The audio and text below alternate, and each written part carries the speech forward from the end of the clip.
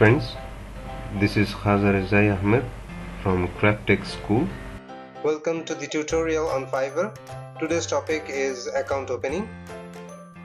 We are going to go to fiverr.com. This is the window. We are going to click join. We are going to give our email address here. We are going to click continue. We are going to give a username and a password and click join. The Fiverr account is opened but it is not activated yet, so we are going to go to gmail.com to activate our account.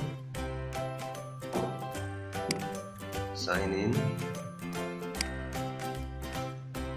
You can see that verification email has been sent to our account, Gmail account. You see the activate your account button. Click here. Congratulations, your account has been activated successfully. Hope this video will help you a lot.